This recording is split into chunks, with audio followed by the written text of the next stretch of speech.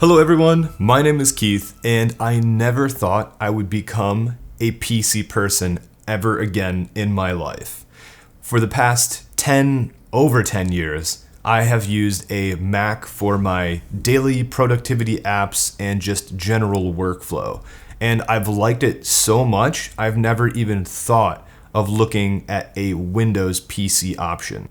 Recently, my MacBook Pro has started to show signs of wear. I was editing 1080p footage with it, and it was able to keep up, but the second I put any 4K footage on a sequence in Premiere Pro, it just completely locked up. On the forums online, people were suggesting actually building your own PC, and that is something I've never done, and I haven't even used a PC for productivity in a long time. And I was coming from the XP and Vista days where the blue screen of death and the crashes and the freezes were terrible, and I lost countless hours of work due to these crashes and freezes, and that's the initial reason I went to a Mac back in the day. So for kicks, I went to PCPartPicker.com and I tried to match an Intel build as close as I possibly could to the specs of the iMac Pro, and was really surprised to find out I could actually have better parts in a custom PC build for much less than what Apple is charging for an iMac Pro. I know I wasn't getting a monitor and a keyboard and mouse and all that stuff, but I wasn't really concerned with that. I already have all of that stuff, so just buying a computer and assembling it myself was looking more and more attractive to not only save some money, but also get better parts. The wheels started turning, and I ended up selling my gaming computer and some camera parts that I was no longer using, and I was able to come up with all of the money I needed to buy my computer parts and make this 4K editing beast behind me that also plays games. This was my first time building a computer from a bunch of boxes of parts to a finished, completely built computer. So I was a little nervous to do this, honestly. I've installed little parts here and there, but never 100% built a computer on my own. I checked out some videos on YouTube from Bitwit, Linus Tech Tips, Paul's Hardware, Jay's 2 Cents, and all of those videos made me really confident that I could assemble my own computer, and thanks to those YouTubers, I was able to do it flawlessly with no problems. While this isn't going to be a video on their caliber, this will be a video of me going over the parts that I selected, as well as a montage of me putting the parts together and actually building this computer. This was a really fun process, and I would actually love to make more videos like this in the future. So if you like this, give it a thumbs up, subscribe if you want to see more stuff here, and let's get into the build. To start off the build, I went with the Intel i9-9900K, and while this doesn't have the fastest base clock at 3.6 GHz, it can be overclocked to over 5 GHz, so I plan on overclocking the crap out of this CPU. So with that in mind, moving on to the motherboard, I went with the Asus Maximus 11 Hero. It's a solid board that can easily get the 9900K to 5 GHz and slightly beyond. For storage, I went with 500 gigs of the blazing fast Samsung 970 EVO Plus. And for my footage and mass storage, I went with 4 terabytes on a WD Black drive. Not pictured is my Samsung 860 1TB SSD. This will probably be used to load tax documents quickly. And games. For RAM, I went with the G.Skill Trident Z Royal in Silver. I originally was going to get 4 sticks, but I ended up only getting 2 and putting more money into something else. Not mad, because this is a super easy upgrade to do later. By buying less RAM, I put more money into the graphics card. I ended up going with the Asus ROG 2080 Ti Overclocked Edition for the 11 gigs of VRAM. 3 fans, good reviews found online about the ROG GPUs. I was also looking at the EVGA 2080 Ti Black Edition. This is the cheapest 2080 Ti, but I read a lot of negative reviews, and if you're spending that much money, the reviews better be really good. I have no regrets after firing up some tax documents in 1440p at ultra settings. Really awesome graphics card. I haven't shown it properly in this video, but I plan on building this machine in the NZXT H710i, which has a vertical GPU mounting spot in front of the case. Seeing as they don't include a PCIe riser cable for the vertical GPU mounting, I went with the 200mm Thermaltake PCIe riser cable. To keep the CPU cool, I went with the NZXT Kraken X72. This will be able to keep the CPU really cool and allow for the maximum overclocking potential. Bonus points because it looks awesome and the design is really simple. For the fans, I'll be using one 140mm NZXT Air RGB2 in the back of the case, exhausting heat out, as well as three 120mm Air RGB2 fans feeding air through the top of the case through the X72 radiator. For good measure, since we're going to be in the back of the computer anyways, I'm installing the NZXT internal USB hub as well, because more USB headers is always better. It's just easy to install it right now while everything's out of the case. Knowing I wanted to overclock the CPU and GPU, I wanted to make sure there was enough power for everything. So I went with the 850 watt Seasonic Prime Gold. I'd really like that this PSU has a hybrid button on the back that will stop the fan if the machine is under minimal load to keep things nice and quiet. The cable mod cable's quality is 10 out of 10, but the bag printing is 2 out of 10. Durability, 7 out of 10. Since the power supply is fully modular, I thought it would be a great opportunity to go with some CableMod Pro full cable kits in white for this build. I love the included cable combs and thicker cables on these CableMod Pro series.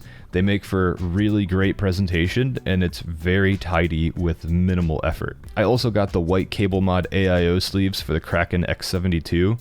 They're still in the mail and I have no idea where they are, but they'll be in the final build. That's all the parts, let's get building.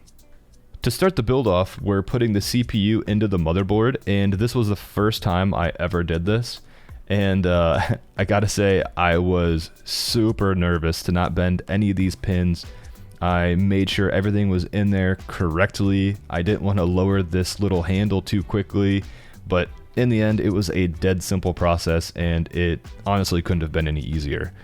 Installing the CPU cooler standoffs is another dead simple process that is really hard to mess up. I love how the Trident Z Royal in silver looks, but as soon as you touch anywhere on this RAM, you get fingerprints all over it. So using the included wipe is something I'm definitely going to be using a lot. Now it's time to install the Samsung Evo Plus. Removing the heat spreader on the top M.2 slot allows us to install the M.2 drive. Reattaching the heat spreader makes for a very clean look, and hopefully this will help a little with thermals when the drive is in use. Time to clean off the RAM and install the motherboard into the case.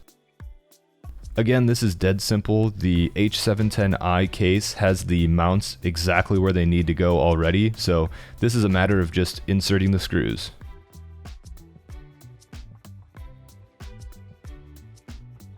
After cleaning off the RAM, I took the stock 140mm NZXT fan out of the back of the case and inserted the 140mm Air RGB2. This rear 140mm fan is also going to be daisy chained to the three 120mm fans on the X72. Now it's time to add our X72 to our case, and this is a really simple process thanks to the top removable bracket on the H710i. Attaching the three 120mm fans to the top mounting bracket and the X72 was a super easy process. The hardest part of this whole process was daisy chaining the fans together. The included cables with the NZXT Air RGB2s have a fan-to-fan cable and a fan-to-controller cable that look very similar to each other, and I ended up trying to use a fan-to-controller cable when I should have been using the fan-to-fan cable. Not that big of a deal, but I think NZXT could do a better job differentiating these two different cables.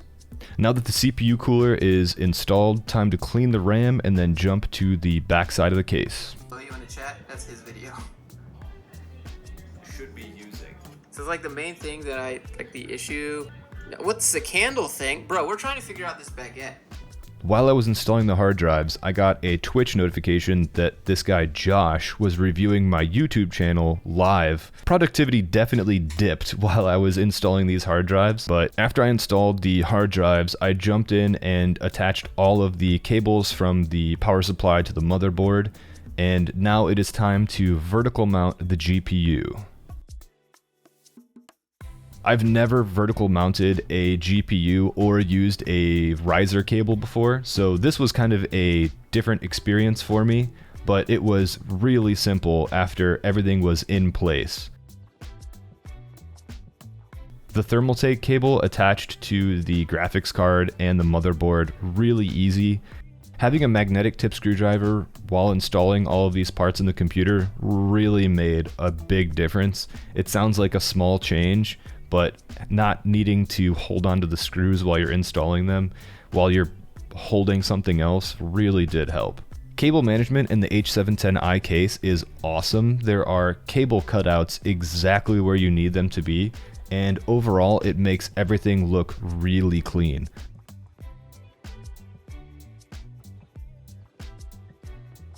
Now that everything's together, it is time to tidy up the cable management. Not that there is a whole lot to do, because the cable management ties and everything being exactly where it makes sense for them to be really helps the overall build to not just be chaos while you're looking at the back of the computer. After the cable management is done, it's time to pop the back of the case on and flip it around and just do a double check of everything.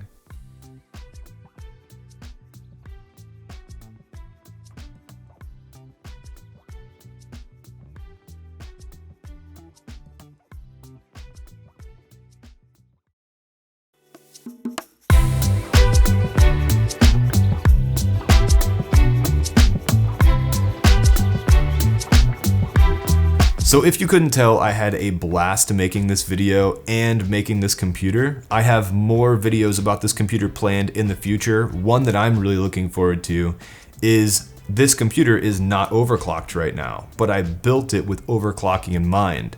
So I'm going to edit this video in 4K with some clips have warp stabilizer on them, and all of the clips have LUTs and color grades applied to them. So that's a pretty heavy file.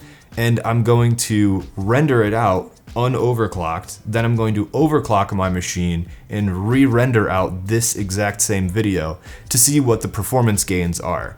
I hope the performance gains are huge. That's why I originally made this computer and wanted to overclock it. But when it comes to Premiere Pro and productivity, how much does overclocking actually matter? That's something that I'm very curious about. And if you guys want to know that answer as well, be sure you're subscribed and to hit that notification bell to be notified when I upload that video. And I just want to say thank you guys for sticking around to the end. I hope you enjoyed this video as much as I did making it, and I'll see you in the next one.